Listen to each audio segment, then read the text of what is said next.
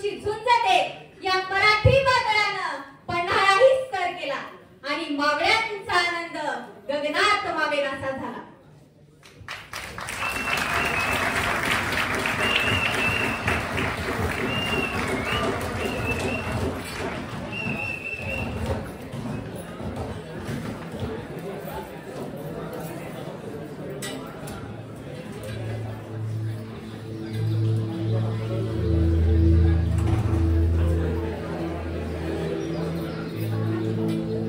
पहिली माझी ओवी ग माझ्या जिजा भवानीला जिन दिस दाखविला सोनियाचा दुसरी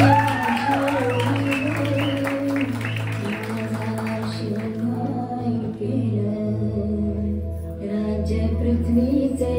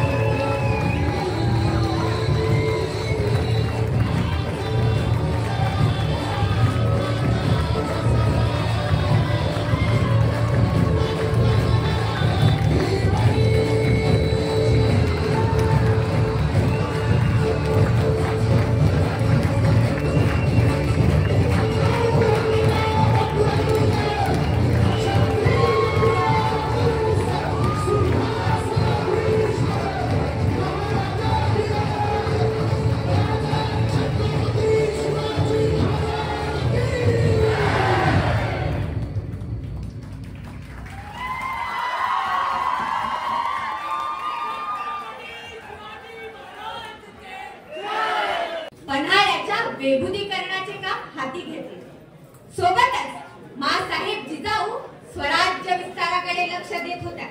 तेवढ्यात महाराजांना खबर भेटली की उत्तरेकडून शाहिस्ते खान नावाचं वादळ स्वराज्यावर चालून येणार होतं आणि उत्तरेकडून हे वादळ स्वराज्यावर चालून येत असतानाच आदिलशाही दरबारामध्ये शत्रूंची क्रूर मनसुबे जन्म घेत होते.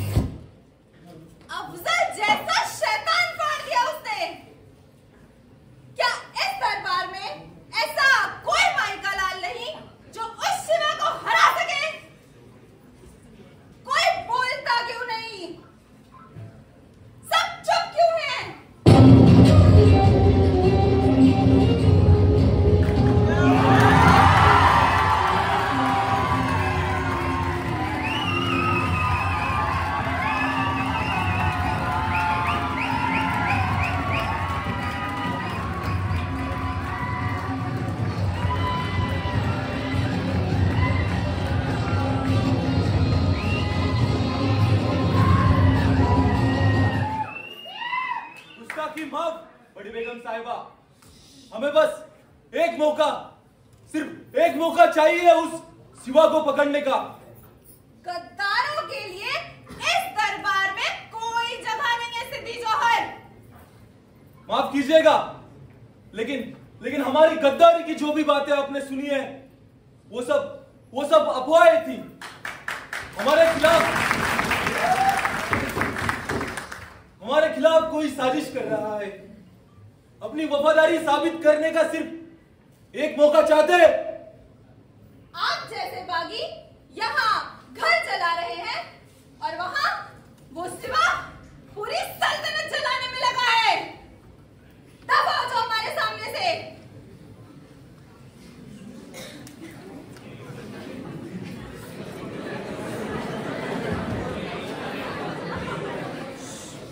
गुस्ताखी माफ बड़ी बेगम साहिबा।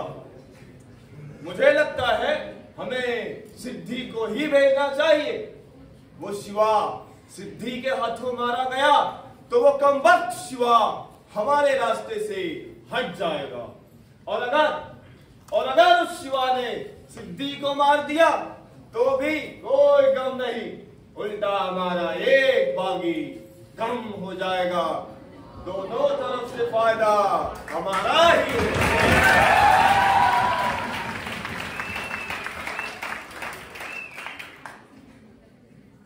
सिद्धि जौहर हाजिर हो।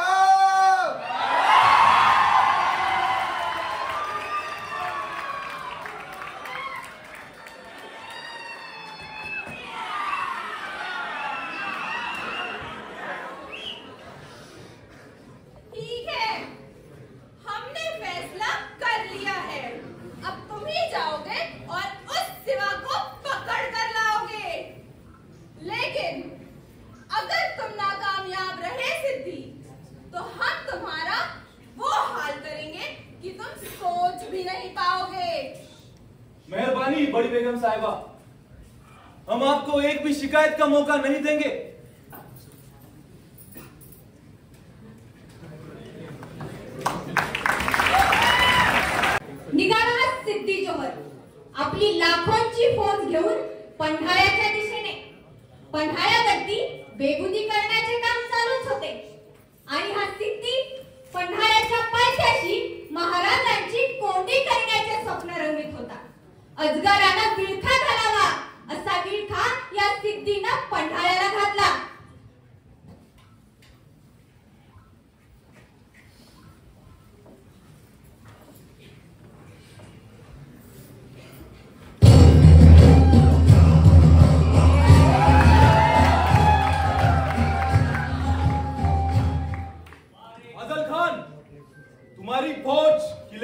पिछले बाजू में रहेगी।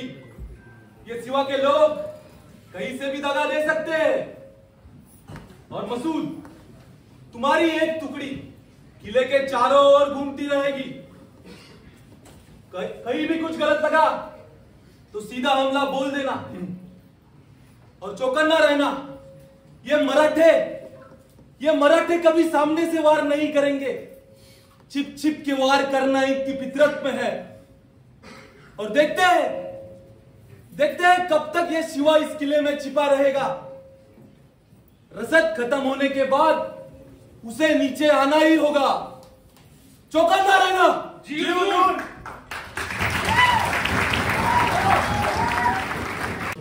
त्यानंतर त्या सिद्धीनं पन्हाळ्याच्या चोहो बाजूंनी वेढा टाकला। महाराज पन्हाळ्यावरती गनिमांशी झुंज देत होते, तर तिकडे माँसाहेब जिजाऊ रयतेची काळजी घेत होत्या। स्वराज्याचा सुगंध चंदनासारखा पसरला होता, पण त्या चंदनाच्या झाडाला एक साप विळखा घालून बसला होता आणि ही गोष्ट माँसाहेब जिजाऊंना अस्वस्थ करत होती। आणि मग आऊसाहेबांनी एक मनस्वी निर्णय घेतला।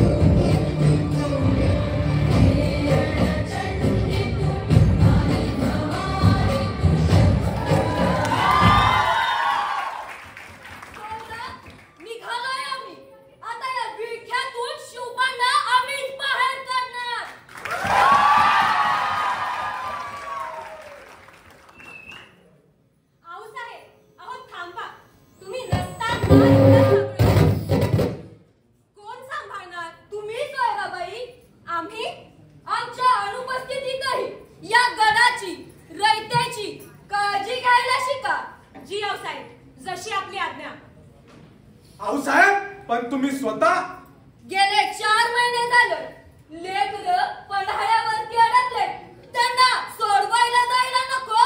पण आऊसाहेब, तुम्ही आणि राजा तिकडं, तो शाहिस्त खान लगोलग इकडे यायला निघालाय, काय करायचंय? येऊ द्या, पण त्याआधी स्वराज्याचा जिरेटो सोडवायला हवा। तयारीला लागा। जी आऊसाहेब। मुद्रा आऊसाहेब। नेतोजी, तुम्ही राजा कोंडा गेला असताना गनिमाच्या भीतीनं पळून आलात। भले शाबास, असे माघारी फिरताना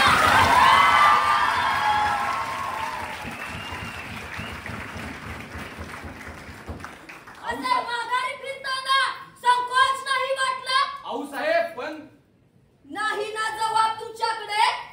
आता आम्हीच उत्तर शोधलंय। जातीनं जातो आणि त्या सिद्ध्याचं मुंडकं छाटून आणतो।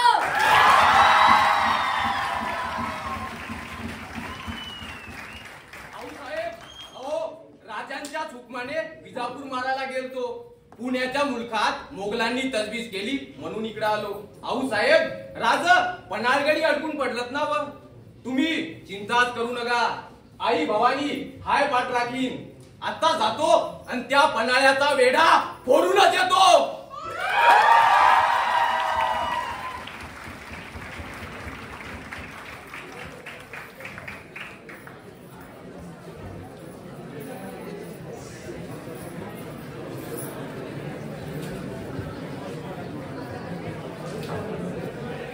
निघाले नेतोजी, तर सिद्धीकडे मनभर फौज आणि नेतोजी सोबत कणभर मावळे।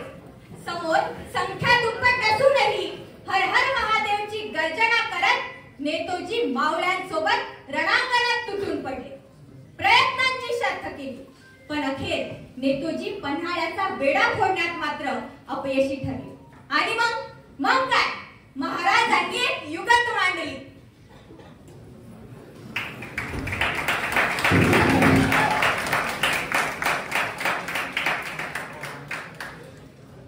भारत दुश्मन असू दे, गरीब असू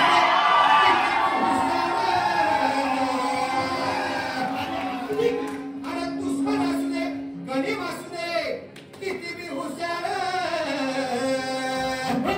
शिवरायांच्या बुद्धीवर चालावे नावार.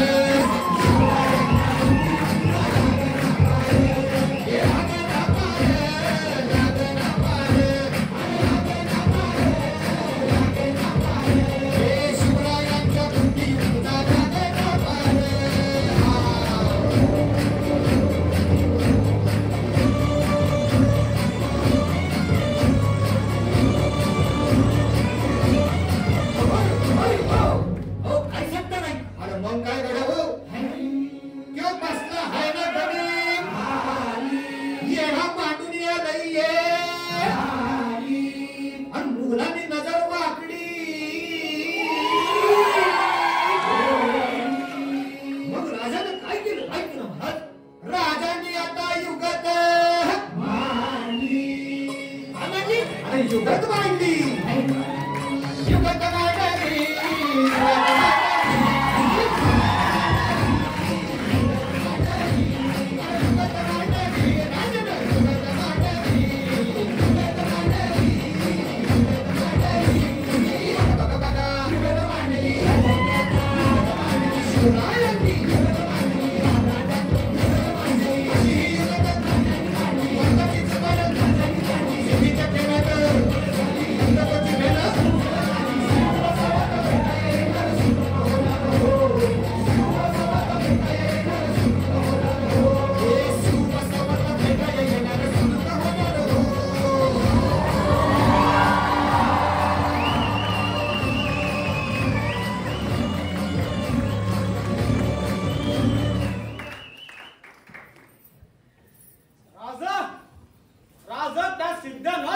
मजबूत वेळा घातलाय.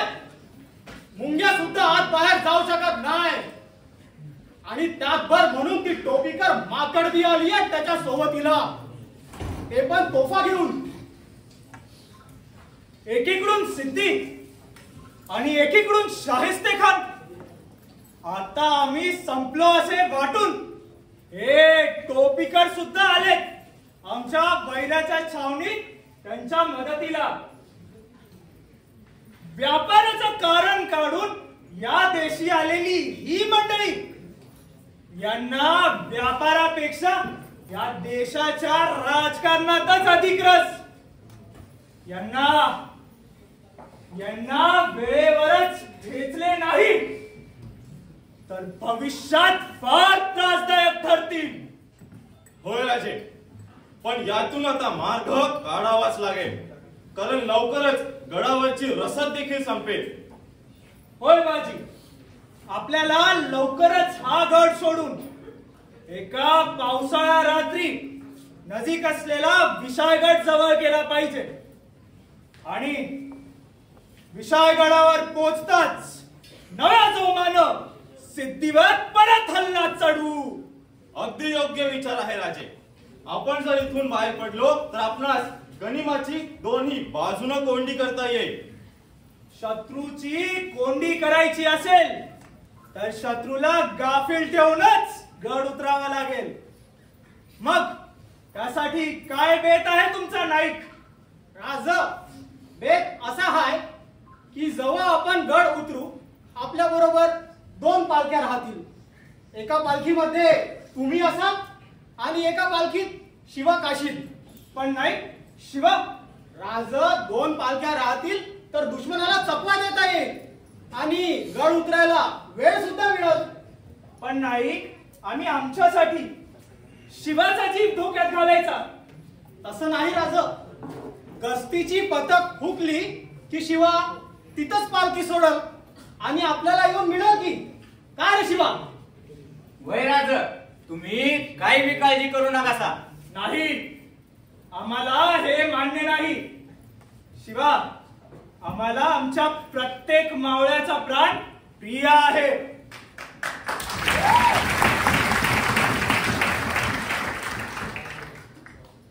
अहो राज, नाईक म्हणत्यात तसंच होईल. गस्तीची पथक फुकतात म्या तुम्हाच नेऊन भेटल. वय राजा, या आधीही स्वराज्य संकटात असताना नायकांनी मदत केली आहे आणि यावेळी त्यांचा भेद चुकणार नाही राजे. होय नाईक, आता तुम्हीच आमचे शंभू शंकर. यातून तुम्हीच मार्ग दाखवा. होय राजा, फक्त आजची रात द्या. गनिमाचा सुगावा घेतो आणि मग उद्या रात्रीच गड उतरू.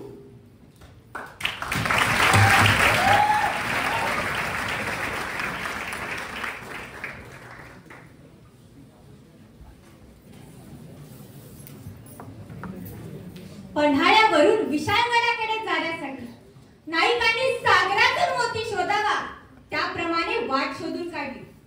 पाऊस काळ असा काही चालू होता जणू स्वराज्याच्या रक्षणासाठी आई भवानीची तलवार कडाडते. आणि मग गडावरून निसटण्याची योजना आखण्यात आली. ठरल्याप्रमाणे सिद्धीला महाराज घाबरले असं सांगून त्यांचे लक्ष वळवण्याचे काम गंगाधर पंत अगदी चोख पार पाडत होते. तसेच सिद्धी महाराजांकडून बक्षिसे मिळवून महाराजांसोबत सामील झाला अशी खोटी बातमी नाईकांनी सिद्धीच्या सैन्यात पसरवून दिली. त्यामुळे सिद्धीच्या सैन्यात मात्र कुजबूज सुरू झाली आणि ह्याच गोष्टीचा फायदा घेत महाराज गडावरती पुढच्या तयारीला लागले. युद्धासाठी लागणारे सगळे अवजार जमा करून सर्व मावळे लढाईसाठी सज्ज झाले आणि अखेर ती निर्णयाची रात्र उजाडली.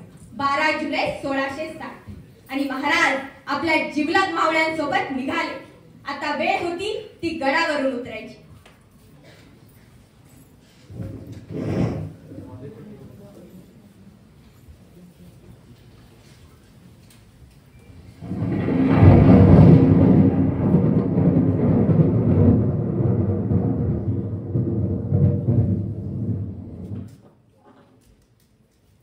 मग आज कोण कोण आहे सभेत?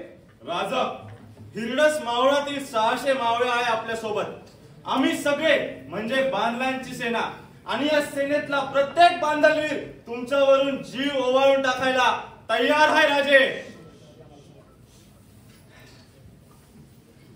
माझ्या जीवीच्या जीवलगांनो, आज पौर्णिमा.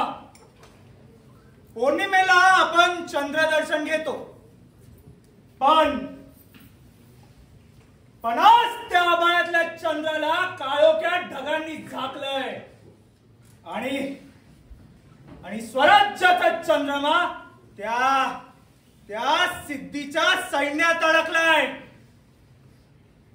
त्याला सोडवण्यासाठी आपल्याला अत्यंत भयानक वाट चालायची आहे. वाट बिकट आहे, पण अशा बिकट वाटेवर चालायचं सौभाग्य हे आपल्यासारख्या भाग्यवंतांनाच लाभतं. आणि अशा भाग्यवंतांची नावं इतिहास अभिमानाने आपल्या कपाळावर मिरवतो.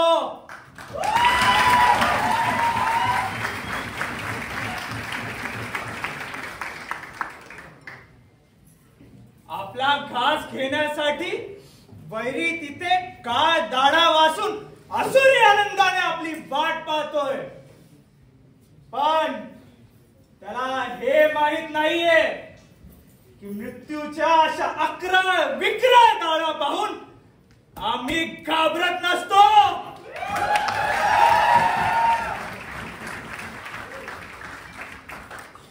आम्ही त्या मोजून त्याच्याच घशात घालतो.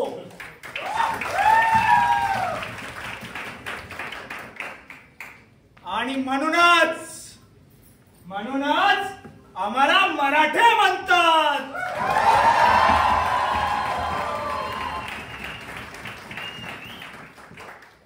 माझ्या शूरवीरांनो, चला त्या सह्याद्रीच्या दाट जंगलामधून स्वराज्याच्या स्वर्गाची वाट शोधूया. चला त्या आभाळातल्या चंद्राला आपण आपल्या 600 शमशेरींचं दर्शन स्वतः घडवूया. बोला हर हर.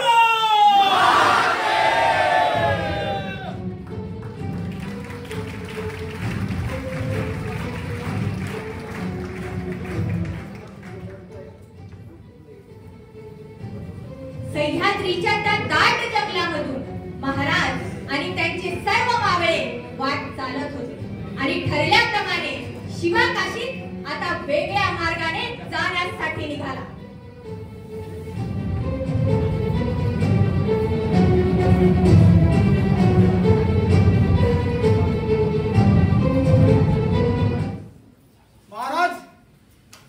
महाराज येथून आपण वेगळ्या वाटेने निघून जाऊ आणि शिवा काशीत वेगळ्या वाटेने. नाही राजा, शिवा नाही, आम्हाला हे मान्य नाही. शिवा आमच्या सोबत चल. आता जे काही होईल ते सर्वांचं इथेच होईल.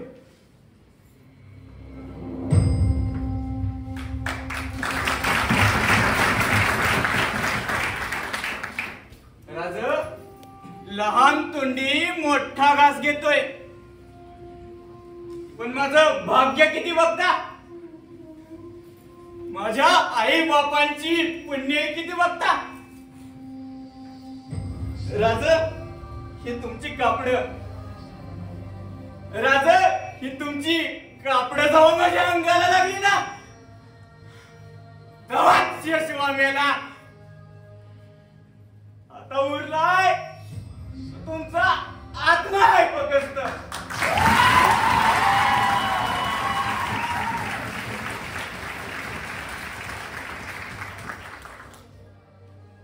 राज, तुमच्या ध्यानात नाही, पण मला स्वर्गाचं दार दिसतंय.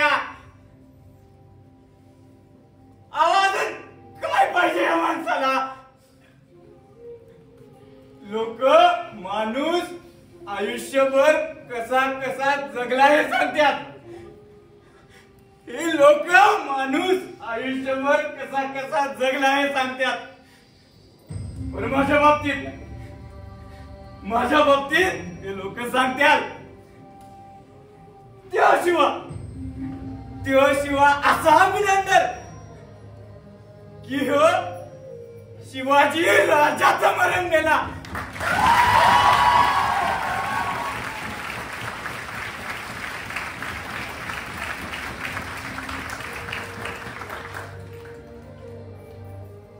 मरून चांदबी हजारो वर्ष जगल महाराज, हजारो वर्ष जगल. चला येतो म्या.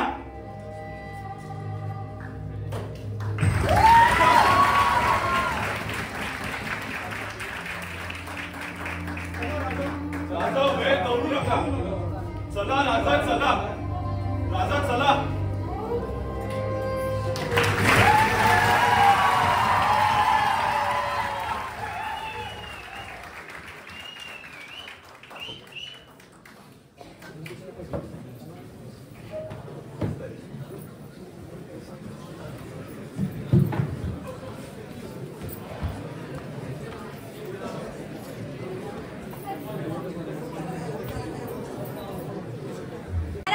विशाळगडाकडे जाण्यासाठी निघाले. त्याकाळी मुघलांना शाही खान फार आवडायचा आणि ह्याच गोष्टीचा महाराजांनी अगदी योग्य उपयोग केला. ठरल्याप्रमाणे शिवा काशीत पालखीत बसून निघाला खरा, पण दुर्दैवाने तो सिद्धीच्या हाती लागला. 4 महिने पन्हाळ्याला वेढा घालूनही सिद्धीच्या हाती काही लागत नव्हते आणि ह्याच कारणास्तव सिद्धी मात्र निराश होता.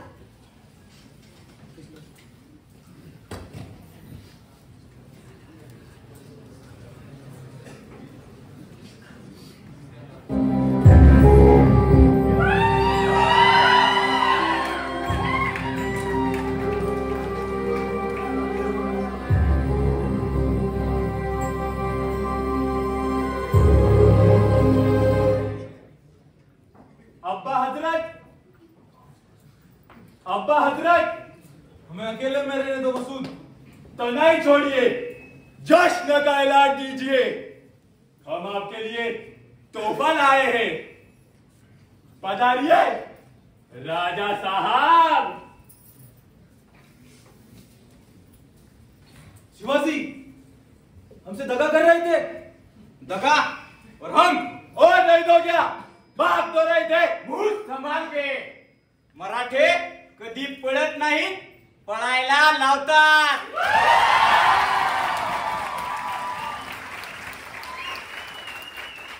मसूद, इतने बड़े मेहमान से ऐसी बात करते हैं? आइए आइए राजा साहब, तशरीफ रखिए।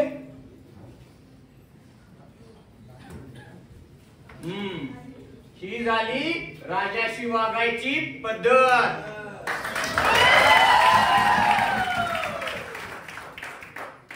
आम्ही तुमचा वेडा बघत येत होतो, तर वाटेत यांनी अडवलं आणि आता बतावणी करतायत की आम्ही पळून चाललो होतो।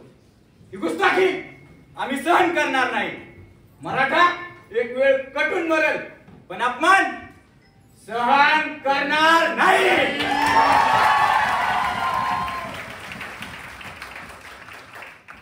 माफ कर दीजिए राजा साहब। ठीक है, आप जैसे बुजुर्ग से हम माफी नहीं मंगवाना चाहते।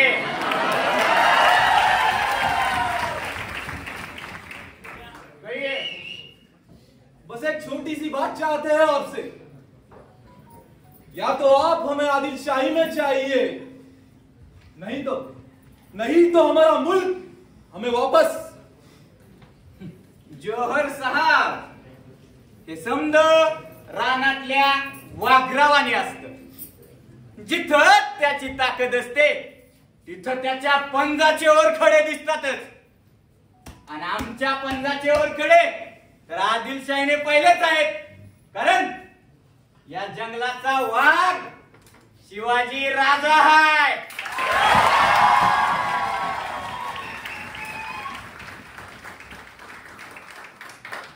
हम मानते हैं आपकी हिम्मत बुलंद है, पर सियासत में सिर्फ हिम्मत रास नहीं आती, कुछ बातें सोच समझकर करनी चाहिए। हमें आपसे जावळी और प्रतापगढ़ चाहिए बस। शक्य नाही। प्रतापगड तुम्हाला दिला तर सापासारखा विळखा घालाल तुम्ही स्वराज्याला।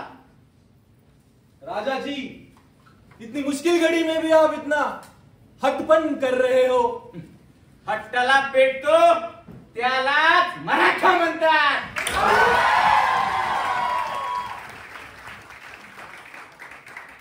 अपने बारे में नहीं तो कम से कम अपने आदमियों के बारे में तो सोचो। हम जानते हैं किले पे रसद खत्म होने वाली है, सोचो। पेचातच टाकलं तुम्ही आम्हाला।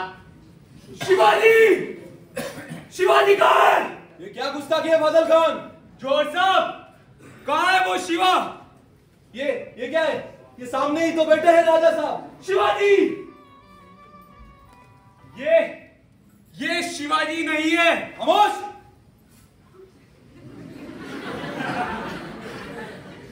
होश में तो हो, या कोई नशा करके आए हो?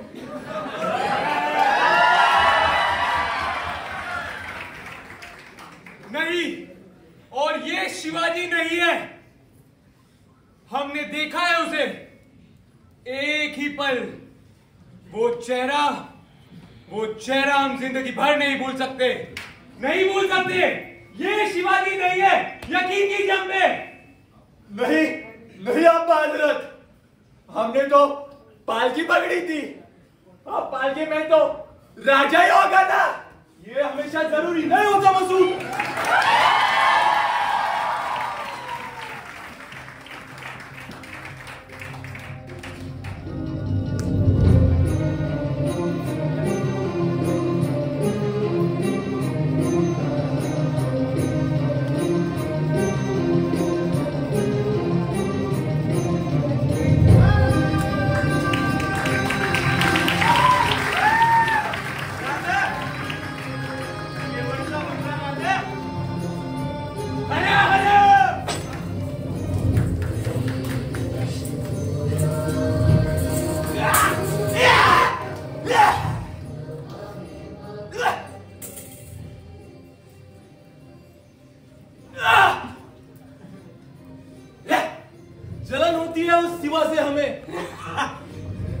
कैसे कैसे लोग पाए हैं उसने जो उसके एक इशारे पर मरने मारने को तैयार है। लेकिन हम जानते थे वो भागेगा विशालगढ़ की तरफ, पर उसे यह नहीं पता कि हमारे आदमी घात लगाए बैठे हैं वहां। यहाँ आता तो शायद बच जाता, लेकिन वहां नहीं बचेगा, मारा जाएगा।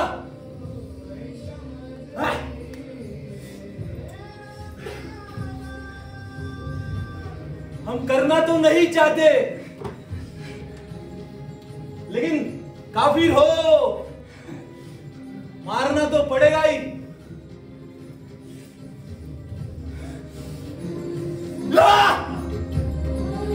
शिवाजी जगदंब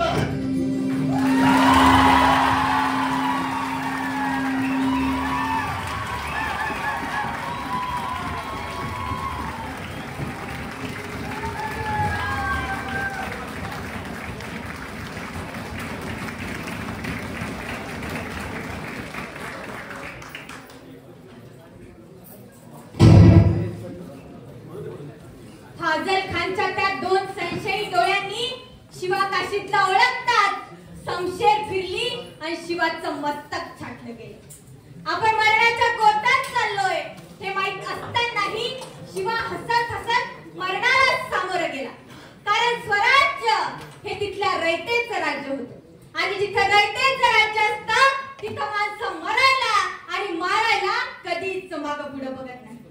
आणि मग निघाले राजे अशाच माणसांना सोबत घेऊन अथांग उंच वृक्ष असलेले ते सह्याद्रीचे जंगल जणू कोणालाही आपल्या भूलचक्रात सामावून घेऊ पाहत होते। पौर्णिमेची रात्र असूनही चंद्राचा लख्ख प्रकाश त्या घनदाट जंगलाला भेदू शकत नव्हता। त्यावर कोणीतरी अंगावर गोळ्यांचा वर्षाव करावा असा पाऊस ह्या पराक्रमी रात्री आपली मोहर लावून पाहत होता। रात्रीचे चारही प्रहर जंगट चिखलातून महाराज आणि त्यांचे सर्व मावळे वाट चालत होते आणि अखेर ते उगवतीला घोरखिंडीच्या मुखाशी पोहोचले।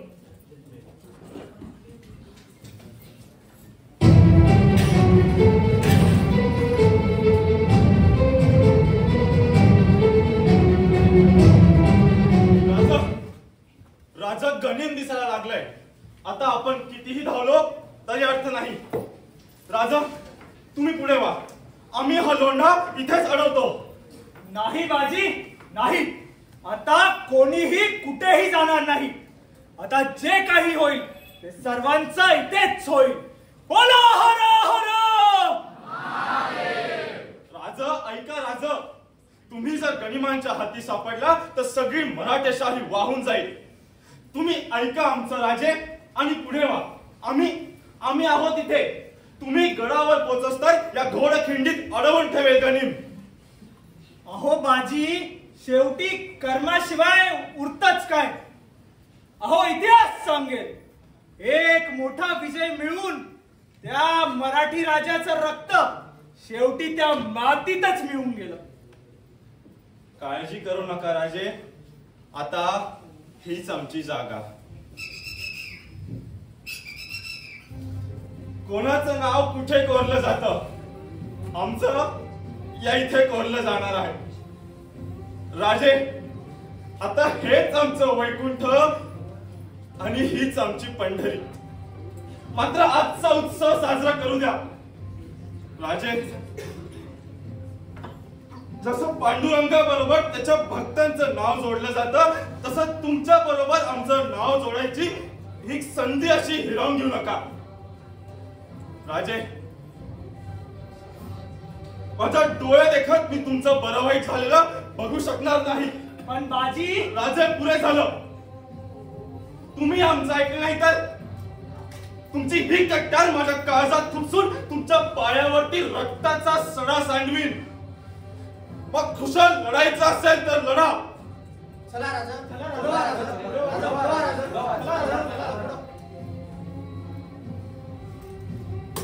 येतो आम्ही। हो राजे, विशाळगड जवळ करा. तिथे पोहोचल्यावर तोफेचे 3 बार द्या. तुम्ही गडावर पोहोचस तर या घोडखिंडीत अडवून ठेवेल गनीम हा बाजी.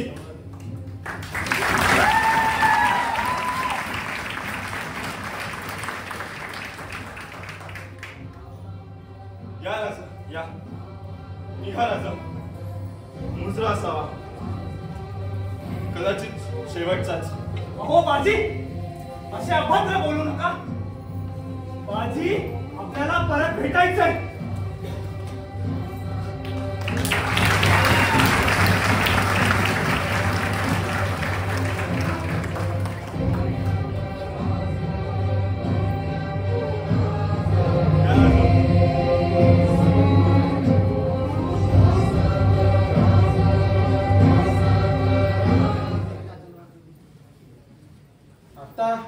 आता काय करायचं बाजी? आता काय करायचं? आज तुम्हाला लढावं लागेल स्वतःसाठी. स्वतःला विचारा, आपण का लढतोय?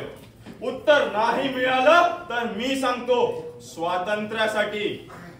हजारो वर्ष गुलामीत काढली, आज ती गुलामी हटून स्वातंत्र्याचा सूर्य उगू पाहतोय शिवाजी महाराजांच्या रूपाने. त्या सूर्याला ग्रहण लागू नये म्हणून आज लढायचंय. मला माहितीये तुम्ही सगळे जखमी आहात, दमलेले आहात, पण आज हे असंच सोडू नका. या जखमांकडून, तालवटलेल्या डोळ्यांकडून आणि धपापलेल्या छातड्यांकडून बक्षिसी वसूल करा. तुमचं युद्ध गनिमाशी नाही, ते तुमचं युद्ध आहे कमजोरीशी. आज तुमचं युद्ध आहे काळ बनू पाहणाऱ्या त्या वेळेशी. तुमचं युद्ध आहे अफाट संख्येचा शत्रू बघून वाटणाऱ्या त्या भीतीशी. तुम्हाला वाटेल कसे जिंकणार आहोत आपण, तेव्हा फक्त महाराजांना आठवा आणि या घोडखिंडीच्या छातड्यावर पाय देऊन उभे राहा आणि लढा. घामाच्या शेवटच्या थेंबापर्यंत आणि रक्ताच्या शेवटच्या बिंदूपर्यंत.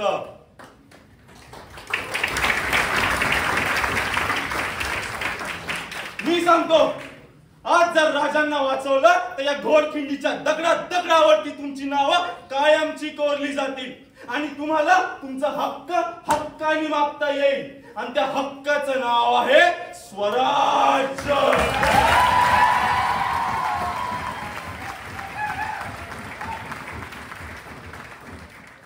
चला तर मग, हरा हरा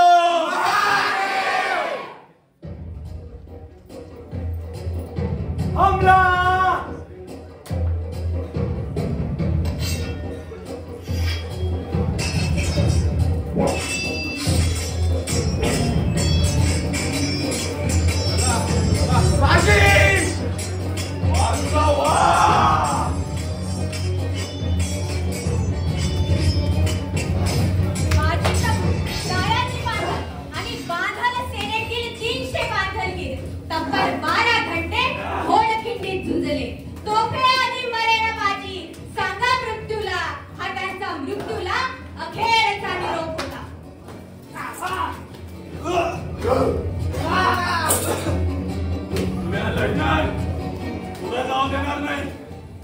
राजांना वाचवायचंय, पुढे जाऊ देणार नाही.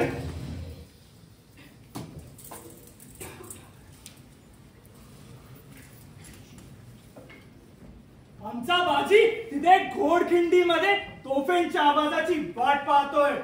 वेळ घालवू नका, लवकर तोफा तयार करा. आमची आज्ञा आहे, लवकर तोफा तयार करा. होय राजा.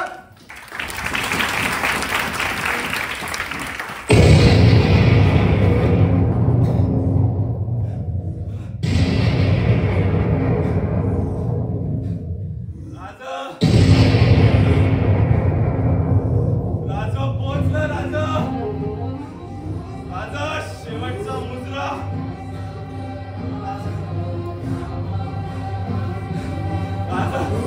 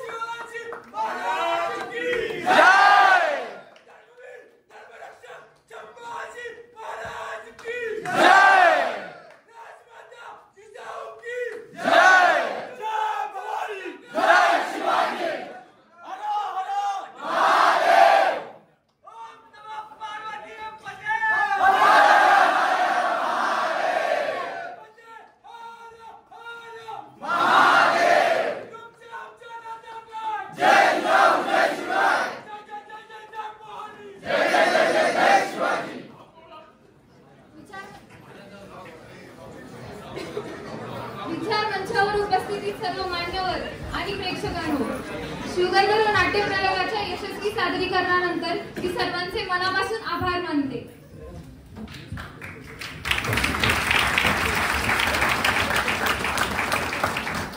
या नाटकाचे दिग्दर्शक, लेखक आणि सर्व तांत्रिक टीम यांचे विशेष आभार. आमच्या सर्व कलाकारांना ज्यांनी आपली भूमिका मनापासून स्वीकारली, ज्यांनी दिवस रात्र मेहनत घेऊन हे सादरीकरण शक्य केले, त्या सर्वांचे मनपूर्वक धन्यवाद. जे नाट्य त्यांनी केलं ते म्हणजे कोणालाच अश्रू अनावर नाही झाले. सर्वजण, प्रत्येक जण, मावळा, सगळ्यांचा रोल सगळ्यांनी खूप छान प्रकारे केला. तसंच हे आम्ही फर्स्ट इयरला असताना आमच्या बॅचनी सुरू केलं. 16 बॅचच्या गायडन्स खाली येता आता 7 वर्ष झाले. तर सर्व जे काही ज्युनियर्स आहेत 20, 21, 22, 23 सर्वांना हीच विनंती आहे की जो काही वारसा चालत आलेला आहे प्रत्येक याचा, कोणताही इव्हेंट नाही झाला चालेल, पण छत्रपती शिवाजी महाराजांची जयंती एवढ्याच